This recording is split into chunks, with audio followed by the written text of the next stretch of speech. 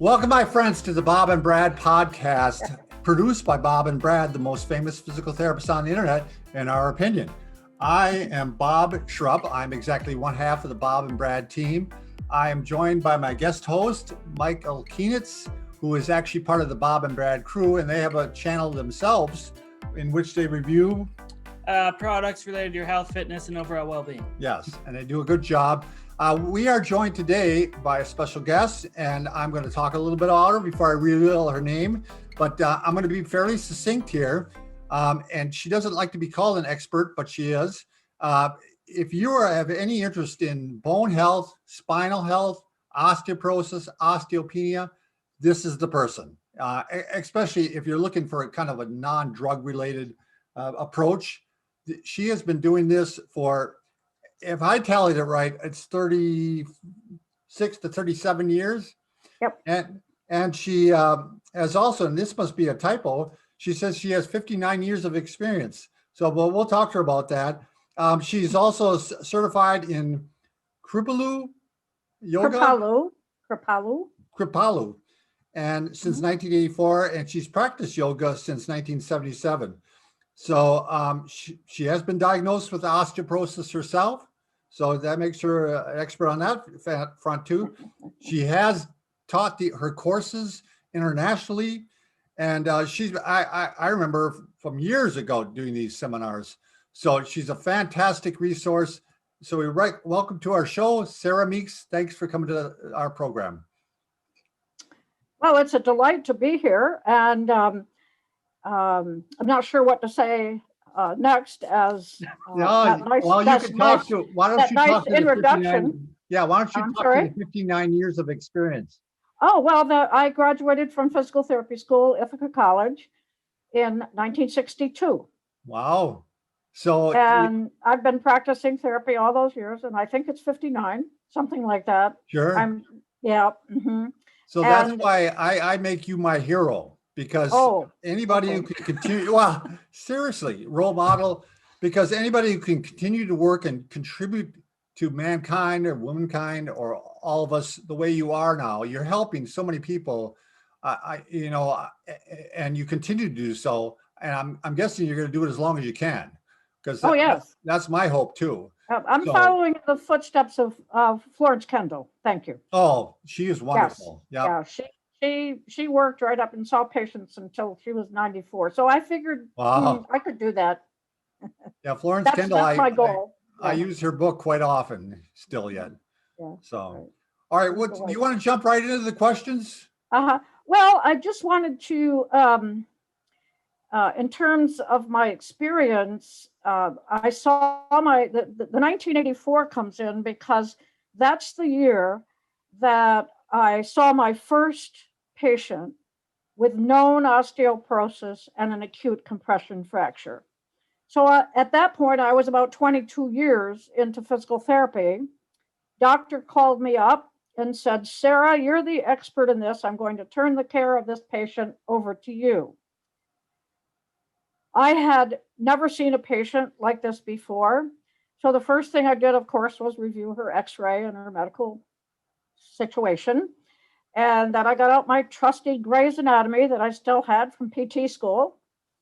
And I figured that if the idea in a fracture is to reduce the fracture, if you have a compression fracture, then you need to decompress it.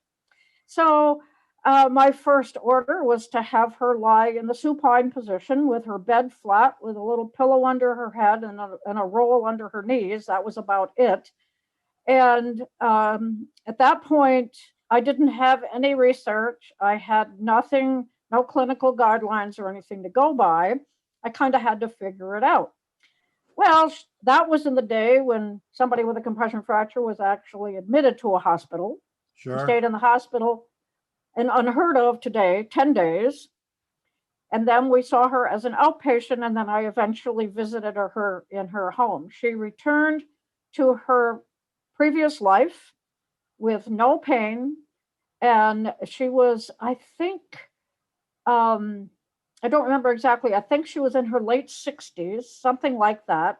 She She was a grandmother driving her grandkids around to all kinds of classes and sports and things like that. She was working part-time as a bookkeeper and a full-time housekeeper. So I felt that I had a great deal of success with her.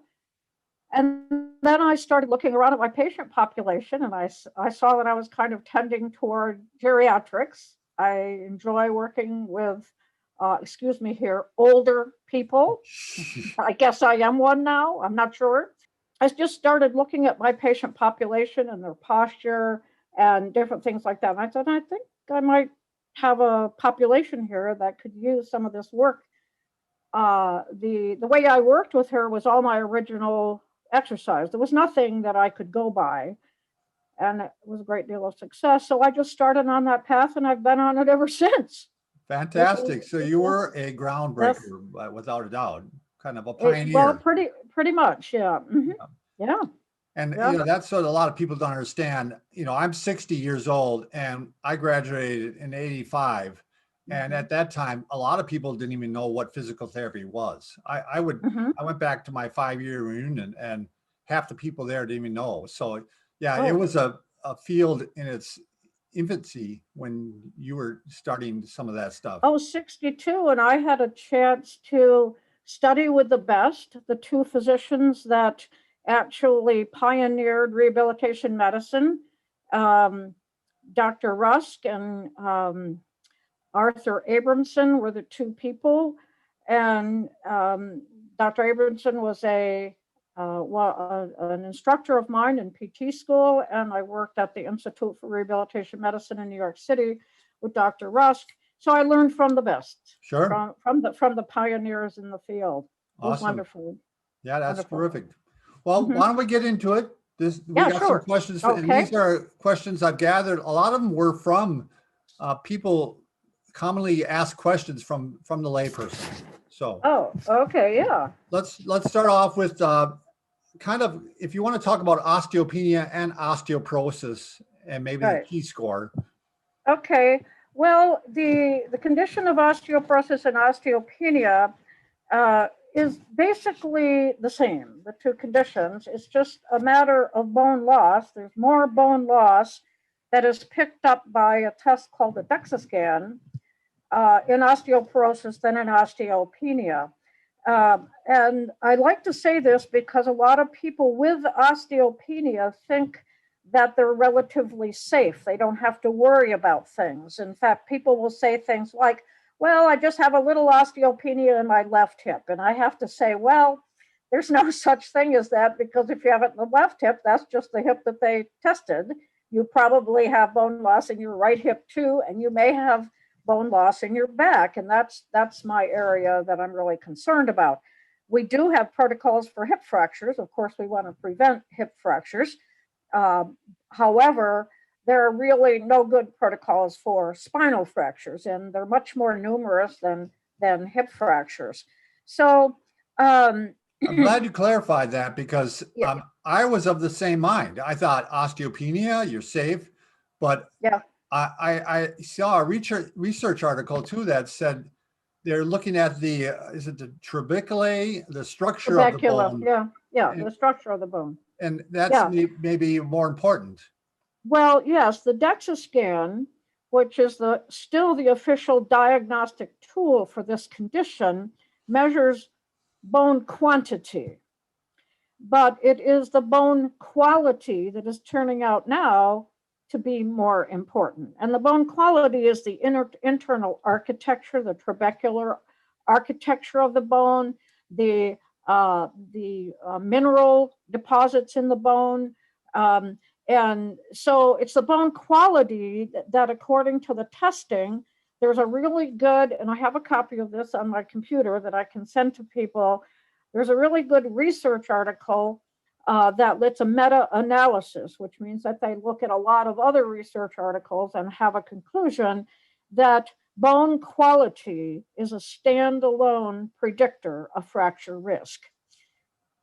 Bone quantity, the DEXA scan, is not a predictor of fracture risk, because you can have fragility fractures. Those are fractures of minimal trauma that can occur in osteoporosis, osteopenia, and even in normal bone. So it's the quality of bone that makes the difference. Now, not a lot of hospitals or testing centers are looking at bone quality. The test is called a TBS, trabecular bone score. And it is a software attachment to the DEXA scanner. So it scans the results of the DEXA scan, particularly the architecture of the bone, how the trabeculae are formed. You know, we have horizontal and vertical trabecular structures. And then that's a measure of bone quality. That's part of bone quality. That's the only thing that's measured so far. So basically, if you have good architecture, you could have softer bones, and your That's bones correct. would be able to tolerate a fracture Yes. better. Yes, because your bones, healthy bone, is designed in a way to give under pressure. It's not to just Oh, to I crack, see. like you Interesting. say. So yes, and so it's the architecture that turns out to be more important, especially in, you know, it's in the research. And as usual, you know, change is slow. They're still using the DEXA scan as the diagnostic Sure. test. And the other thing about the DEXA scan is that it only looks at the lower back, the lumbar spine, Oh, I thought you said went on the hip too sometimes? and the hip. And And the well, I'm hip. talking about the spine, yes. Yeah. The hip and the lower spine. Most fractures occur in the thoracic spine. Right. That's the area between the shoulder blades, basically, the mid to lower thoracic spine. But the TBS, trabecular bone score, they have a number for that, so that they're looking at that also. There's also another test. It's called a lateral vertebral assessment, where it's also done on the DEXA scanner. And what they do is they take the scanning that goes over your body when they look at your spine and your hips, and then they tilt it on its side and they run it up the lateral side, the side of your body, so that you can see the structure of the vertebral bodies all the way from T4 down to L5. And for those of you who don't understand those Sure. letters and numbers, that's your upper thoracic spine between your shoulder blades all the way down to your sacrum. So it looks at the whole spine, and you can see compression from a side view. You can see changes in the disc space and things like that in the lateral view. So there's 3 tests basically for this condition. And I really encourage people not to be satisfied just with the DEXA score, because I'm not going to say it's unimportant, but it's not as important as it has been, and we've been led to believe. We also have these other tests which give us more information. I think you made a really good point here, though. You really can't rest easy if you have osteopenia by any means. No. I case think, yeah, in my seminars, I usually say that as therapists, therefore, that we need to address and this condition to understand that even people with so-called normal bone can have fragility fractures. So that we want to look at the way my program works is working on the muscles that support the spine. And so we need to do that no matter what the diagnosis is, because it can happen to anybody. Sure. How often do people should they have a scan? And Well, it depends. I have my own ideas on this. Medicare will pay for this test at the age of 65. I think 65 is way too late. I think that it would be good if people could get a scan, especially women, right around menopause, right after, because most bone loss occurs after menopause within the first 5 years. And I would say whether the menopause is surgical or natural, that would be sometime in that 5-year period would be a good time to do the testing. However, there's no insurance that will pay for that, as far as I know. Maybe that will change in years to come, who knows. But the tests are not that expensive. On a medical scale, they're not as expensive as some other, right, it's all like relative. MRI or something, Yeah. So, yeah.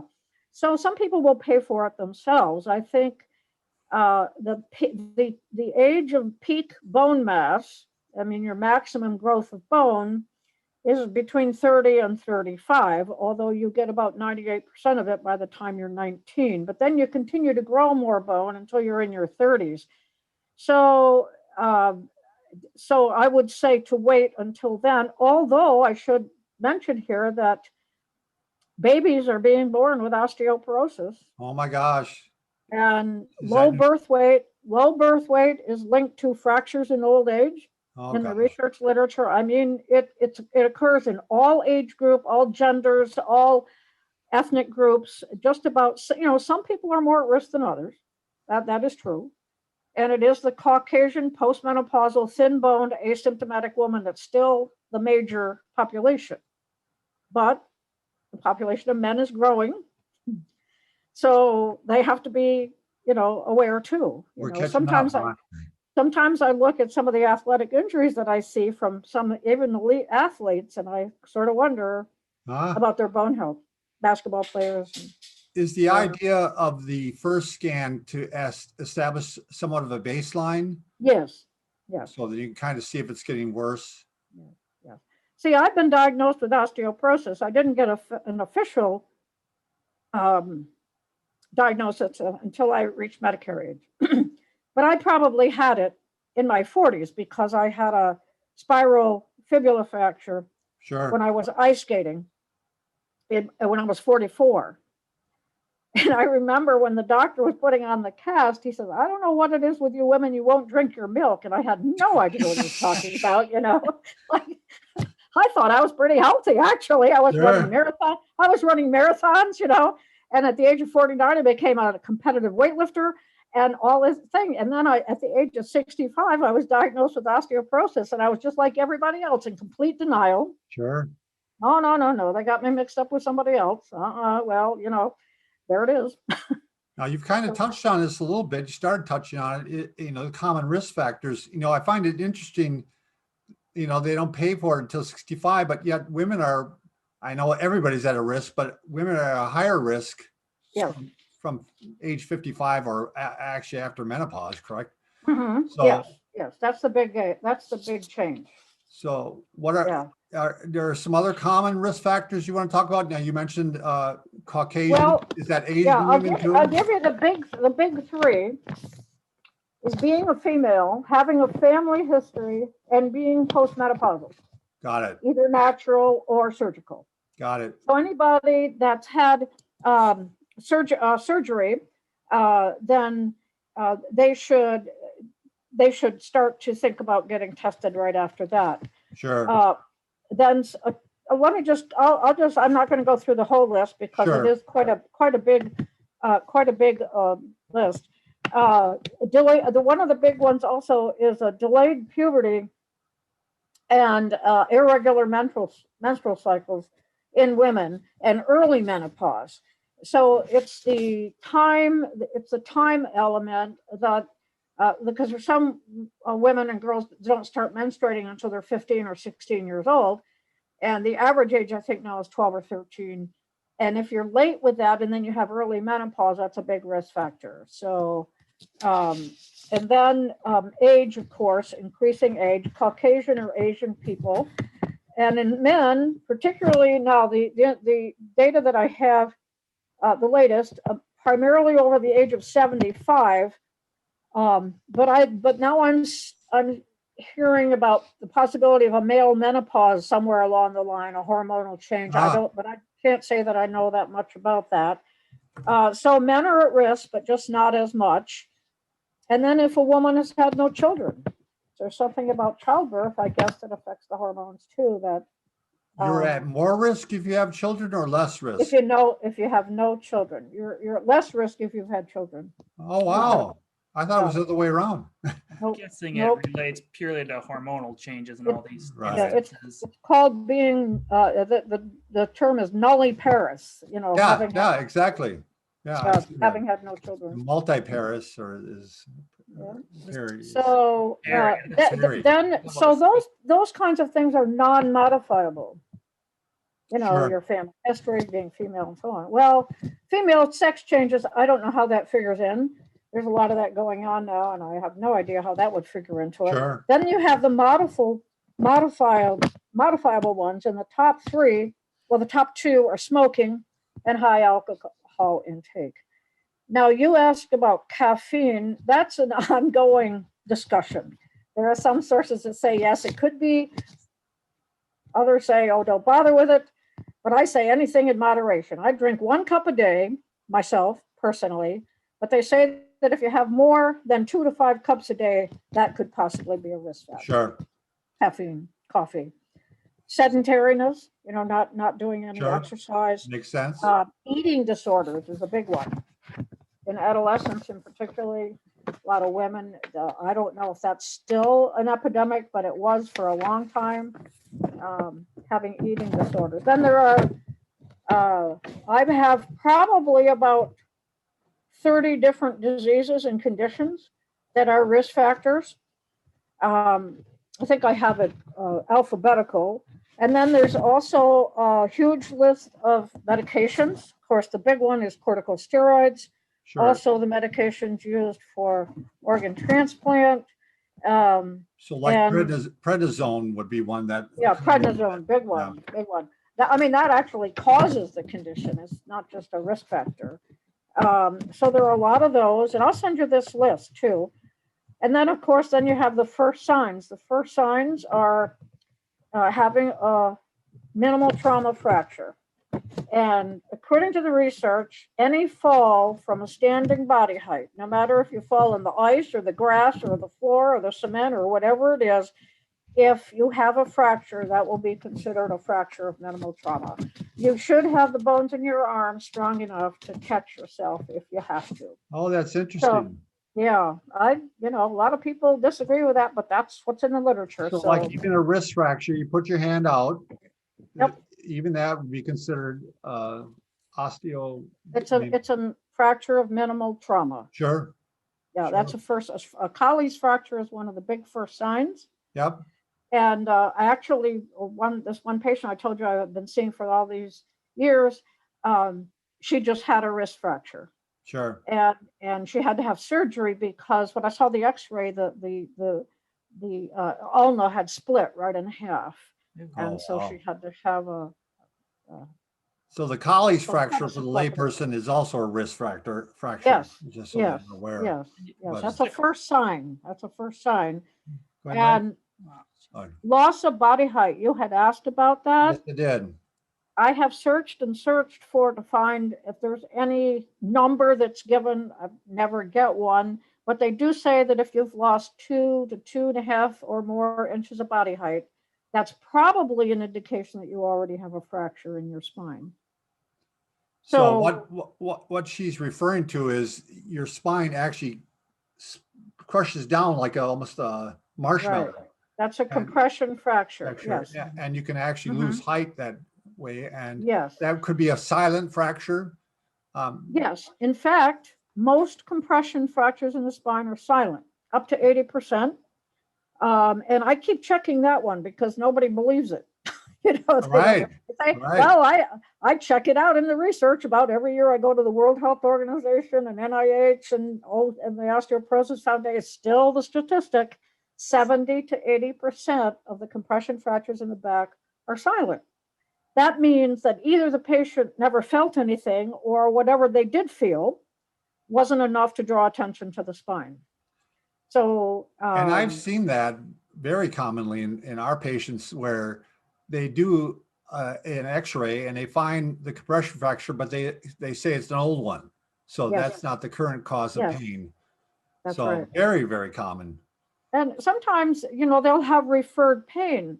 I've had patients come in with pain right at the xiphoid process, right in the front of the chest at the lower breastbone. Right here. That'll be, right there. It'll be a referred pain from a fracture in the back.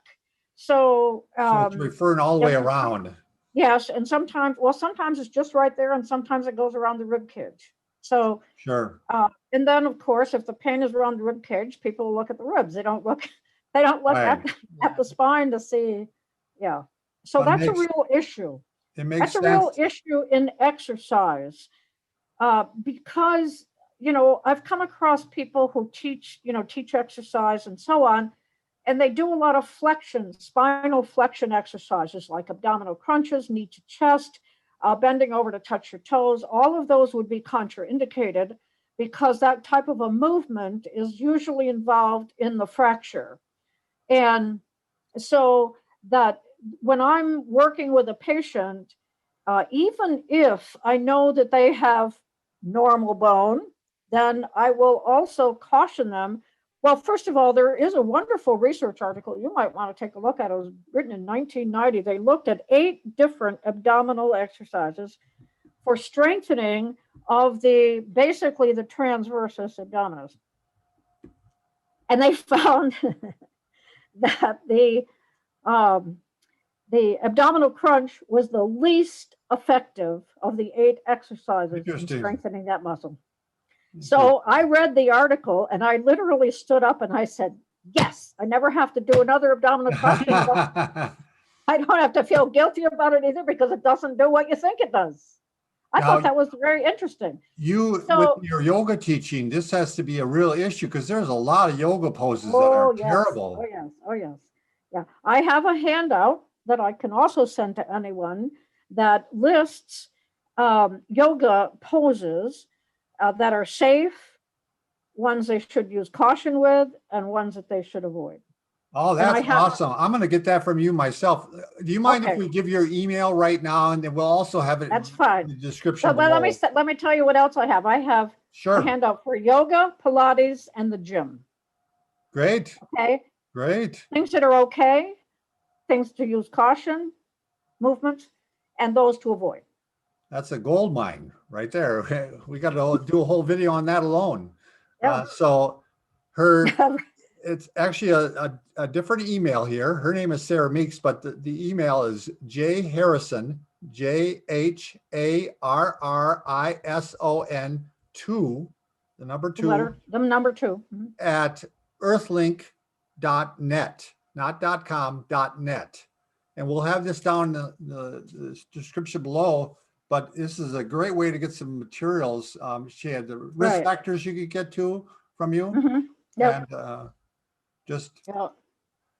awesome. That's and then really the other thing that we were just talking about too is the first signs, and there are a list of first signs, and then also there are risk factors for fracture. Like, okay, here's one particularly for COVID. This I picked up a lot in COVID, but I knew this already. A history of a previous fracture. Fracture predicts fracture. Sure. Once you've had one, you're at increased risk for another. And I can tell you from what my experience is with my patient population, doctors don't tell that to anybody. Because I've asked them, I said, does a doctor ever tell you that you're increased risk? No. And I say, well, I say something, well, I'm not going to say that you are going to have another fracture, but the statistics show that you're at increased risk. So it's more important. Even with hip fractures, I always do give them the exercise on the opposite hip. Now, I know in today's world in PT, the insurance might not pay for that. But you could just, as a therapist, just say, okay, I'm going to give you these exercises here, and then I want you could teach them on the other leg if you want to, and just not put it in your notes. But anyway, I always give them the exercises on the other leg too. The strengthening for the stability exercises for the hip, just to mention this. The gluteus maximus and the gluteus medius are the 2 most important to me. And those you mentioned your butt muscles. Yeah. Yeah. Well, the gluteus maximus is, yes. Yeah, and the one is on the side more. Yeah. Right. Yeah. And by the way, can I just elucidate on that a little bit? Sure. There's an exercise that I used to teach, and it was in my book, but I've taken it out of the book. It's called the gluteal squeeze, like you squeeze your buttocks together. Well, what happens when you do that, you tend to target the external rotation of the hip, not the extension, which is what we want, more extension. And so instead of that, I do a groin squeeze, and that gets the buttocks, it gets the buttocks too. And because I'm after the extensor component of the gluteus maximus, I think it's the most important component, not the rotation. And And so I don't do that anymore, because if you do it, like if you were to stand up now and just squeeze your buttocks, you could feel that force that's kind of bringing your feet apart into rotation. I mean, it might not hurt anybody, but Right. it's not what we're after. Not targeting the muscle we want to target. That's So right. now, Well, we had this question on here: does osteoporosis present with pain? We talked about a little about that, but you know, people always say, "Well, I have osteoporosis, that's why I have pain," and I'm like, and I'm yeah, glad well, you yeah. concur on this that it isn't Well, really true. I would say that generally speaking, the condition of osteoporosis is silent until you have a fracture or Sure. something that's symptomatic. The pain in the back could be because of muscle weakness. One of the things that I found is that people have, and there's not another program that I know that focuses on the back extensors like I do. That's one of the prime areas that I want to get. My beginning exercises, we start with the, usually start with the muscles between the shoulder blades. Then we do the head press, which in fact, I saw a video of you teaching that. Mackenzie's, cervical Sure. retraction. Only I do it in supine, so they have a resistance and they press Sure. their head against the resistance to get those muscles. And then I have an exercise called the leg press that gets the lower. It has been shown in two really respected research studies by Dr. Marshi Sanaki at the Mayo Clinic. She's one of the big I researchers used to in work with her. osteoporosis. I'm sorry? I used to work with her. You used to work with her. Okay. One Yeah. of the podiatrists there. I graduated from there. I was there for 3 years. Yeah, I think I read that. You worked with At the Mayo Dr. Clinic. I met her. I went up there. I taught at Mayo Clinic once. Oh, you did? Yeah. Yeah. And in any case, the research that's been done by her and some of her colleagues is the strength of the back extensors. The stronger those muscles are, you have a muscle that protects you from fracture. You have less fracture risk if you have those strong muscles, those back extensors. And I have not found any other routine that really focuses on that. And I focus on it a lot. Are you able to reverse osteoporosis at all? Well, depends upon how you identify Reverse osteoporosis, or I mean, osteoporosis? All right. when I was diagnosed, and then I was doing my program of exercise, and then I decided I wasn't going to change that. And then I also have a little unit called it's called low intensity vibration. It's called a Meridyne unit, and that targets, and that's been known to increase bone strength because it goes deep into the body to the okay. One word here missing the That's okay. Do you actually have a device that does this? within the bones. Yes, I have research. Dr. Clinton Rubin is the researcher. What Yes. is the device? What is it? It's called the Meridyne, Marodyne. Marrow for bone marrow and dyne for small force. And the unit was developed by Dr. Clinton Rubin, who is on Long Island, the State University of New York. And he does research under NASA grants because the issue of osteoporosis in astronauts is huge. Sure. Oh, And they're trying to find something to deal with that as you lose the effect of gravity on your body. So, Is this a machine you would go to a hospital to use, or? Well, it's usually marketed for personal use at home. It's a small thing. It looks like a bathroom scale. oh, And, you can look up the Meridyne company. I will. I'll look it up. And if you're interested in talking to anybody, I'll tell you the best way to do this, because these people won't know you, but they know me very well. Sure. You send me an email and tell me you want more information on the low intensity vibration machine, and I will forward your email to the people that will. Wonderful. Yeah. Yeah, I'd be very interested in taking a look at that. Yeah. So I was doing that plus my exercise program. I had my second DEXA scan. I gained 11% in the DEXA scan. I thought that was pretty good until I found found out that the DEXA scan wasn't related to fracture risk. Right, But anyway, right. it still was kind of a positive thing. So you kind of talked a little bit of this already, but do you want to maybe expand on it? Is how to keep osteoporosis from worsening?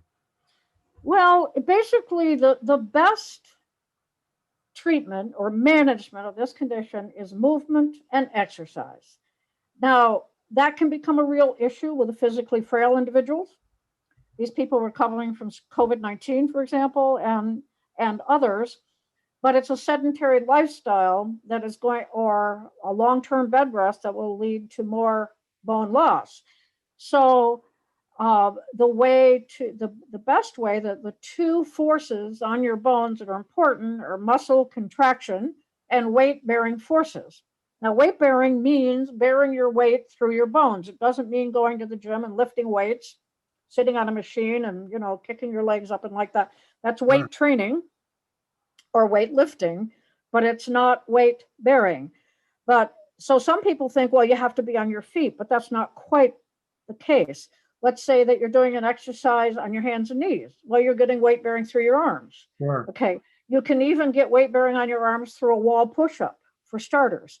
So you can take the weight bearing down to lower levels, but you want to have weight bearing on the bones, because the loss of weight bearing by people on long-term bed rest is immediate. Within a week, you start to lose bone. wow. Within a week. I mean, and some of these people, I just read somebody's been on a ventilator since December, Oh, hospital. gosh.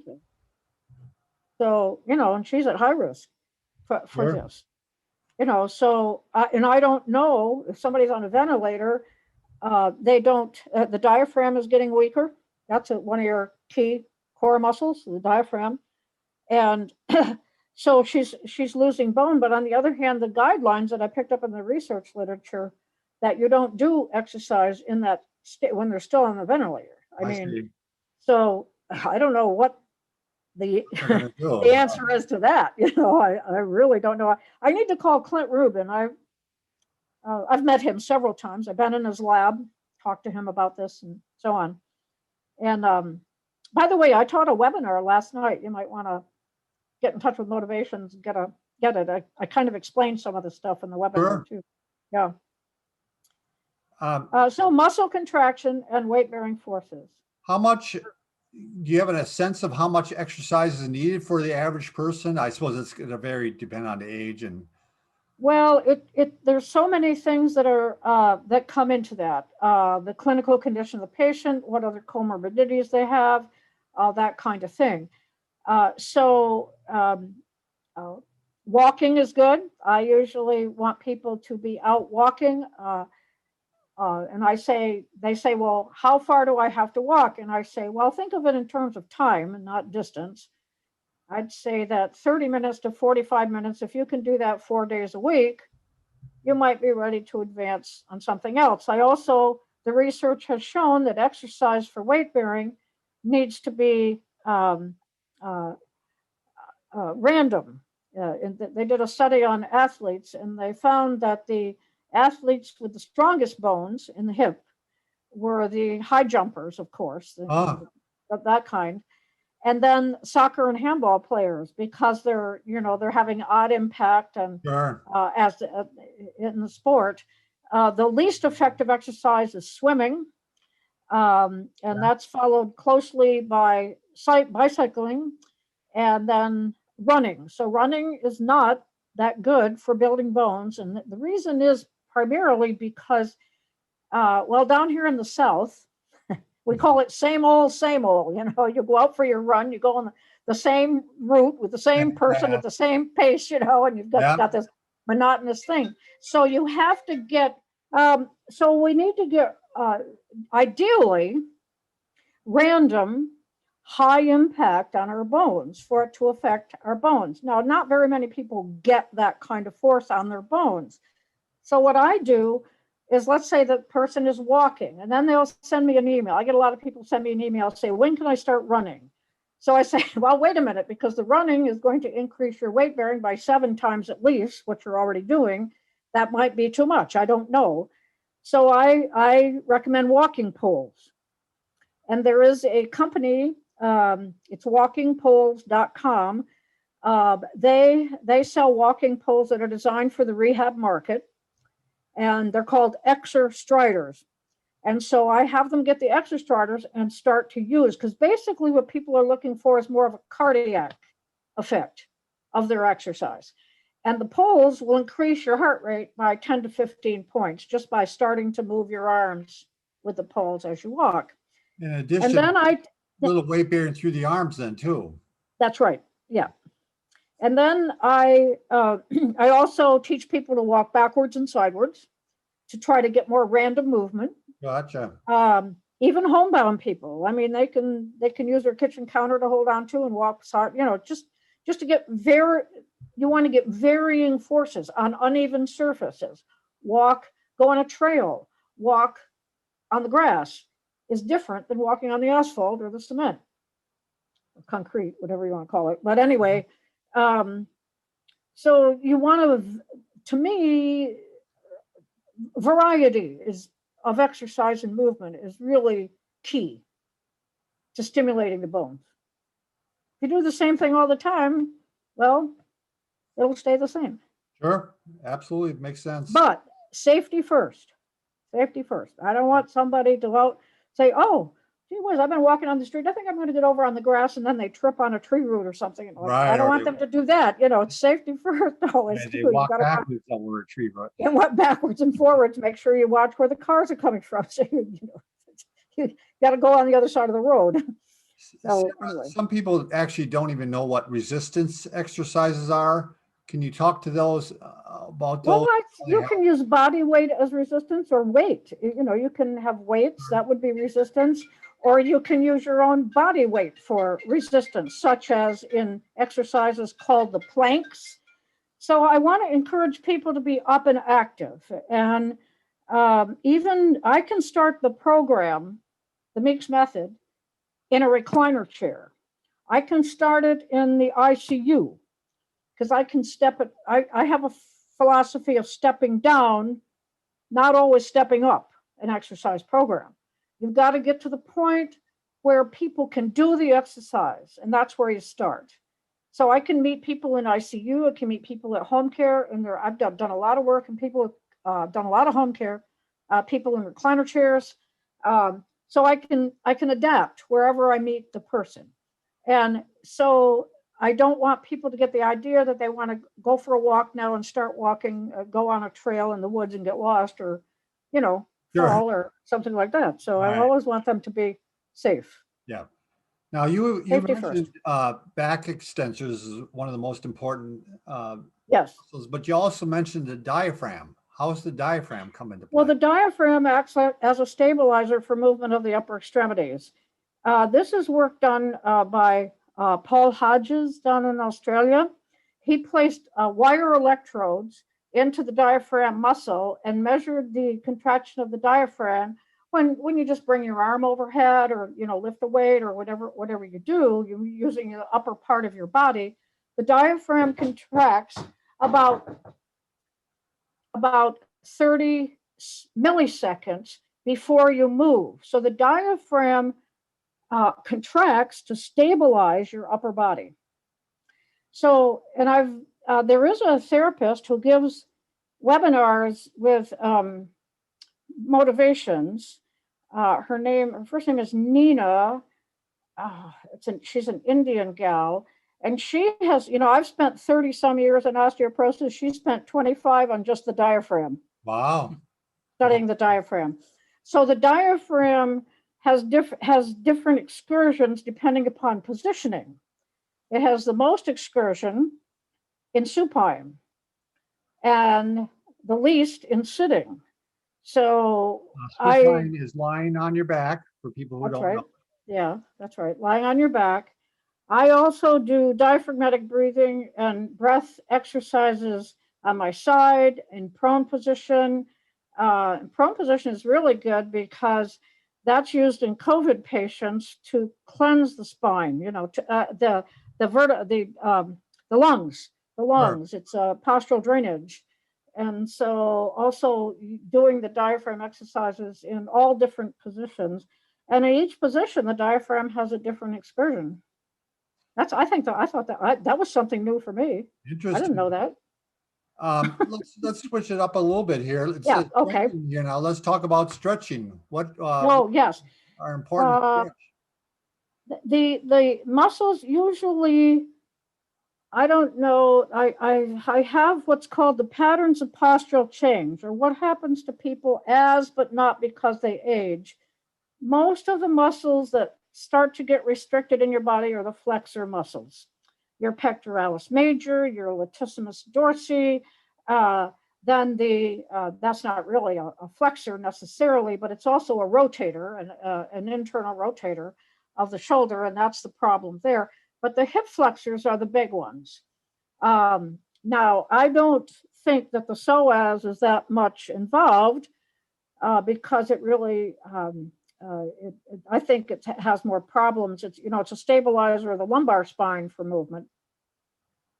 But I think that the two primary ones is the iliacus, which is, of course, connected with the psoas, and then also the origin of the rectus femoris. And then the muscles behind the knee, the insertion of the hamstrings, and the origin of the gastrocnemius. A lot of people do straight leg raisings to stretch the hamstrings, but I've found in my patient population anyway, particularly people who've had postural change, it's the muscles that are flexing the knee, the posterior muscles that need to be addressed to really get the whole muscle. Is that throwing their balance off, or why are you concerned about that? Oh, I think so too, yes. Sure. Well, you'll see a lot of people with postural change walking with bent knees. Sure. Oh, yeah. Yeah, absolutely. So yeah, that is one they miss. So you mentioned about running. Is it safe for someone who has osteopenia or osteoporosis to even run? Well, this would be my guideline, okay? Because I never can guarantee 100% safety for anything. I don't know what they're going to do, or how they're going to run, or where they're going to run, or what they're going to think they can do, or whatever. So I want to have, if I'm seeing a patient with osteoporosis, I want to be seeing that patient for 6 to 8 weeks. By that time, they've learned more body awareness. They know how to breathe better, and they may be ready to start some running. And I always caution, I don't, if I'm seeing them personally, I'll probably know if they are or not. And I want them to maintain upper body alignment, not bending forward. You'll see a lot of people running like that. They have to be able to maintain the alignment of the body. And and so I've actually coached a lot of people. I'm not a running coach, but if they have osteoporosis, I can do that. But I want them to go through that 6 to 8 week period on my program so they're more stable. I usually focus on stability first, not stretching, but more stability. You'll see when you get the realignment routine what I mean. And then we can move into the running. Now, before I would move into running, I would suggest that they do the pole walking, because that will give them more cardiac, and then they'll be ready for the running. Gotcha. Now you're talking to somebody who's done 4 marathons too, so I know a little bit about running. I actually got coached. Yes. Really? Wow. Yeah. What? Now I know we had this in a different section, but I'm going to mention the jumping, because you ever see that mentioned so often in the media that jumping may be good for osteoporosis. Yes. Well, you'd better know the condition of the patient first before you do that. Because the jumping is going to be more velocity, more force. That people can have fractures by sitting down in a chair too hard. Sure. Okay. They can have fractures by rolling over in bed, reaching over. These are true stories. Reaching over the kitchen counter to get a piece of toast out of the toaster, opening a window, closing a window, sneezing, coughing. I mean, you have to know what the condition of the patient is before you have them jump. Now, the research has shown in athletes that the jumpers have the highest bone development. Okay, because that is a harder force. Makes sense. So there is a little exercise, which I'll do right now, and you'll see how my body moves. I call it bump, bump. It's actually not my original, okay? Another therapist came up with this. And basically what you do is you stand, and I would always have them make sure that they can hold on to something just in case when they're first learning it. And then you raise up on the ball of your foot, and then you just go bump, bump, bump, bump, bump, bump. You're just up and down with your heel. So you're getting the, and you do it at random times. You know, I'll do it after I finish washing the dishes, after I finish brushing my teeth, after Sure. things like that. I just do a couple of bumps because the more random movement you can have, the better it is for your bones. So you just kind of make it part of your daily routine. I mean, Yeah. Yeah. Sure. Awesome. I do that with breathing exercises in the morning when I'm finished brushing my teeth and, you know, putting on some face lotion and whatever. I don't do much. But anyway, but then I do a couple of breathing exercises. So I kind of fit it in. Sure. You know, I do bump in Publix. Yeah. I mean, who cares? They probably think I'm crazy, but I don't care. Blood clots too. Yeah. Let's make this our final question. Sure. Do you have anything for patients who are worried about their balance? Do you have any suggestions? Yes. The do you know, are you familiar with the CDC STEADY program? I am not, no. You're not. Well, the CDC, you want to look it up. Yeah. The STEADY program, you start with seeing if people can stand on 2 feet without holding on to something. Okay. And so I usually let them get whatever base of support they need. Some people need a little wider. And then the first test on the study is to bring your feet close together, touching, and let go. And if they can hold that balance on 2 feet, now this is for people in the hospital, people just recovering from COVID, you know, you're more physically frail individuals. But I've had patients come in to see me as an outpatient, and they couldn't do this. They couldn't stand with both feet together like that for 10 seconds. And then what you do is semi-tandem. So this is starting from a low level, okay? So you put your heel of one foot in the arch of the opposite one. Yeah, in the arch, not with the foot in front. But then you do a full tandem. And you want to test on both sides. You want to test on both sides because they'll tend to stand on their stronger leg just automatically. That's the way the body works.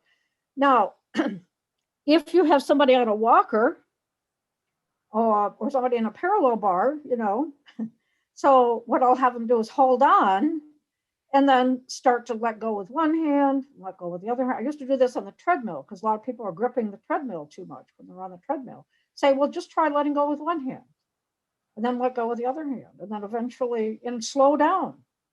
You know, you're not getting any, well, you may get more cardio by running faster, but if you're holding on, you know, and then you're hunching your shoulders and you hold on. Yeah, I see it all the time in the gym. So, so I start at a really low level. And then after they can do the STEADY test, stand with the feet tandem, one in front of the other, then we work on standing on one leg. Because the better you can stand on one leg, which I'm doing now, okay, the better you can walk. You have to stand on one leg to put the other one forward or backward, whichever way you're going, sideward.